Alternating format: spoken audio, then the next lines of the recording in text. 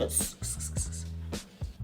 O'rtoqlar, srochniy 2 xonali uyimiz obzoriga keldi. Srochniy sotilyapti. Juda arzon narxda, ikkinchi etajda joylashgan Yangi Hayot tumanida. Mana bitta obzorni ko'rib chiqamiz. Xonadonni qaranglar. U uchun planirovkalardan bittasi hisoblanadi. Bu yog'imiz mana koridor. Koridordan to'g'ri o'tib chapga o'tganimizda bu yog'imizda mana oshxonamiz bor. O'rtoqlar, oshxonamiz ham takoy chiroyligini, xonadonni remontini ham ko'ryapsizlar. Takoy fayzligini chiroyli qilib qo'yilgan. Stroyniy narsalar qo'yapti. Misol uchun mana bu shkop, artda turgan misol jaluzilar o'shalar qoladi xonadonimizda. Endi esa darsga o'tiramiz. Bu yoqqa o'tganimizda bu yog'imiz zal qilib qo'ygan ekanlar. Kompaktni, uyutni qilib.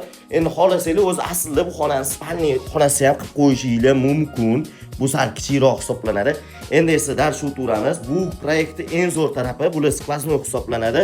Tualet vannalari ham, sanuzellari, ya'ni razdelniy, mana ko'rib turibsizlar, alohida joylashtirilgan. Keyin bu proyektning eng zo'r tarafi mana bu devorni olib tashab turib, xohlasanglar sanuzel samishurniy qilib, mana bu xonani juda katta qilib kengaytirib olishingiz mumkin. Shu taraflari bilan ham zo'r hisoblanadi. Bu proyektda ikkinchi etajda joylashgan 7 etajli domni manziliga keladigan bo'lsa, Yangi Hayot tumani 9-hududda joylashgan. Narxiga keladigan bo'lsa, $55,800 so'rayaptilar. Srochniy shoshib qolinglar, e'tiborchi rahmat.